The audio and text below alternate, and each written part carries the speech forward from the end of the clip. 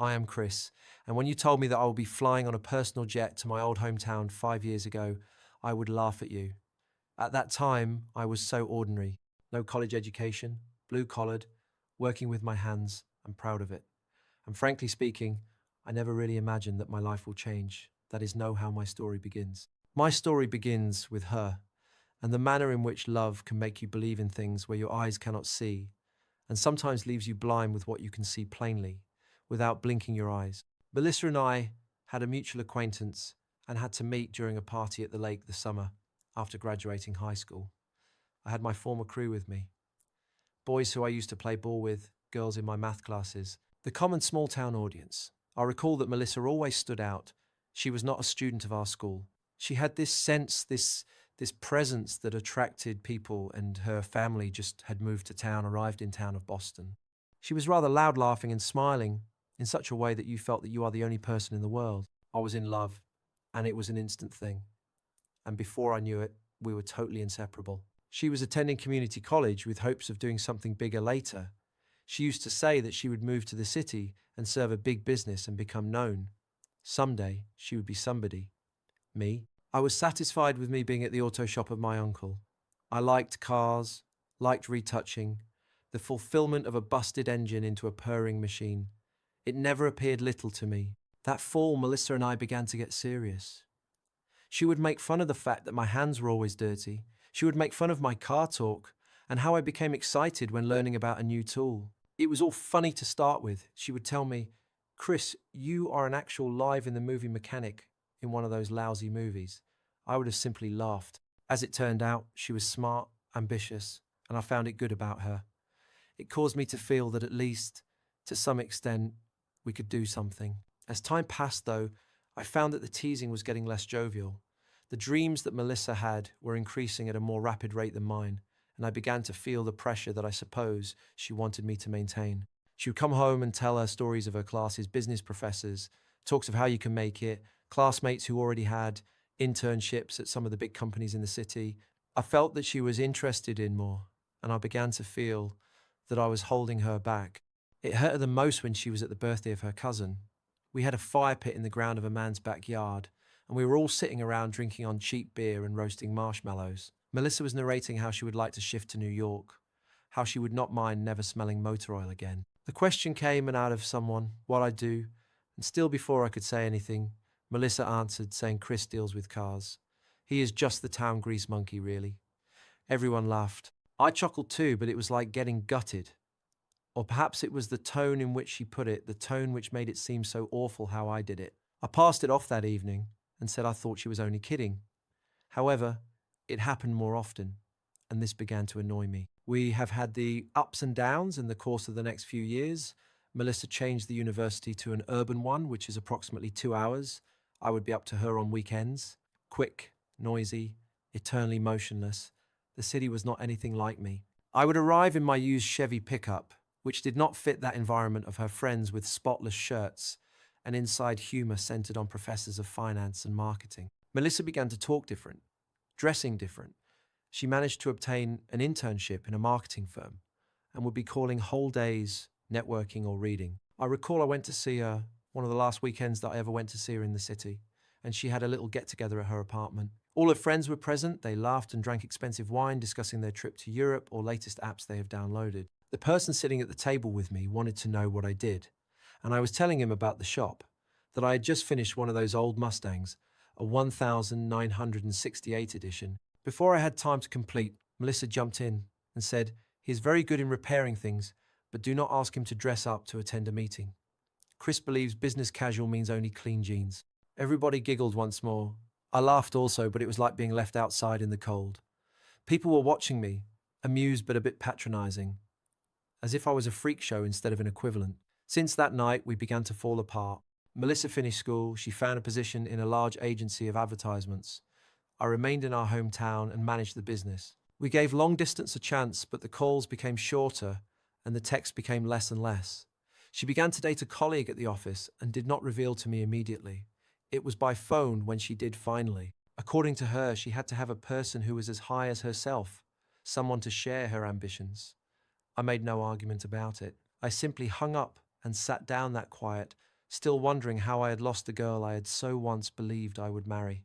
I would like to tell that I immediately pulled myself together, went to work, and forgot about her. That would be false.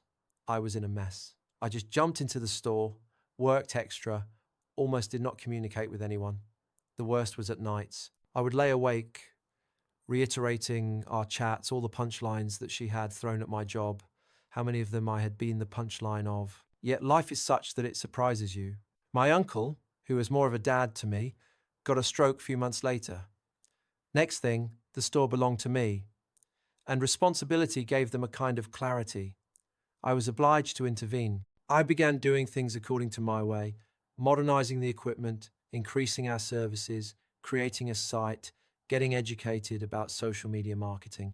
Apparently, all that Melissa has been continually prattling on about, branding, networking, outreach, actually means something.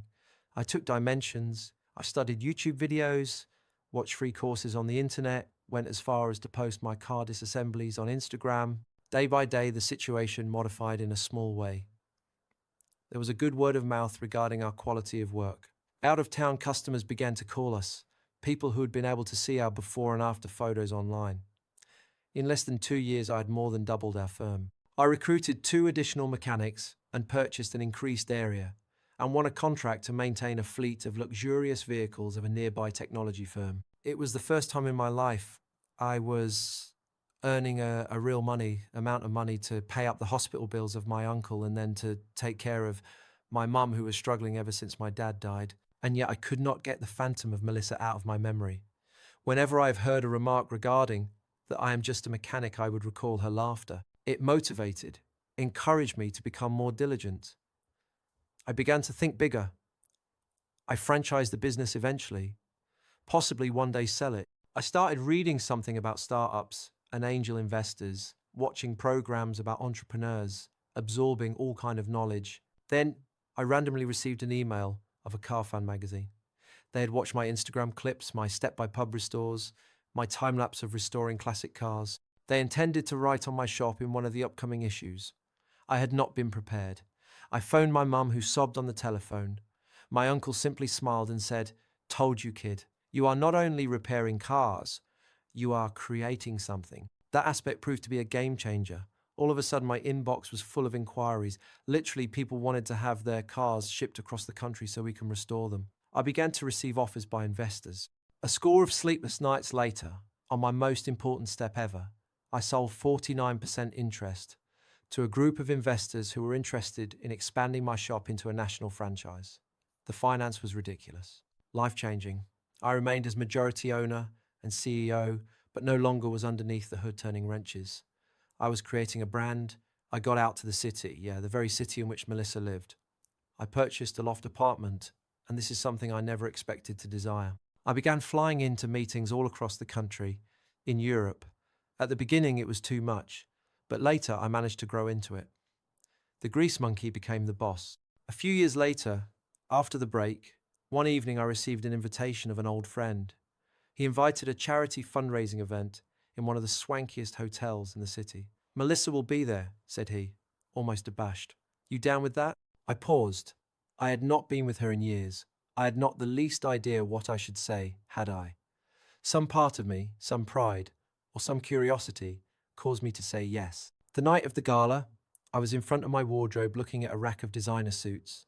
I had evolved way beyond oily jeans. I chose a navy suit, a white shirt, no tie.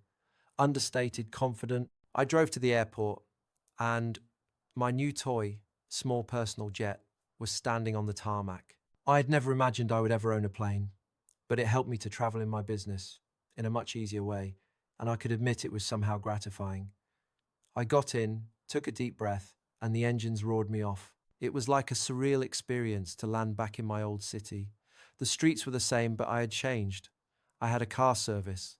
A number of my suite went there and got prepared. The moment I entered the ballroom, I felt the memories, the way Melissa used to laugh, the way her jokes hurt, the element of not belonging. But I was no longer such a guy. Every seat was taken, city elites and business people and old friends. I conversed and chatted and reconsolidated with those I had not seen years before. And suddenly I realized she was there, Melissa, over on the other side of the room. and she was standing with a crowd of girls that I knew had been at college with her the previous years. She was beautiful and confident, and yet smaller than I recalled. Or perhaps it was only that I was grown. I crept up to it, the heart beating hard, the face composed. I was approaching her when I overheard the last word of her talking. One of her friends, I believe Tara, inquired about her boyfriend. Melissa had to shake her head. No, we are no longer together. He was wonderful, but I think sometimes I would rather have found someone more stable. You see, a person who is doing all right after all. She laughed. I've had my share of guys that have talked a big game and could not walk it. How I wish I could get a man who was really successful, somebody with a plane or whatever. Her companions giggled and peeped out at me as I crept nearer. Melissa glanced around, and longer than a second, she froze in surprise. Chris, she said, half incredulous. I greeted the group with a smile, shaking the hand. Hey, Melissa, it is a long time ago. I gauged the friends of hers. I'm Chris. I used to be the grease monkey. I cracked with a smile. Melissa went all red, and her friends giggled, not really getting the reference. One of them, probably Emily, said, how was I doing? I shrugged, offhand. I am a business person. Old school car restoration and customization. We now have a few shops in a number of states. It has been a crazy trip. Melissa gasped with her eyes. That is wow, that is amazing. One of the other friends wanted to know whether I still resided in town or not. I nodded my head. No, just into the gala. As a matter of fact, I came in this afternoon. I had a couple of meetings this morning in Chicago. I am over again tonight. One of the females had blinked.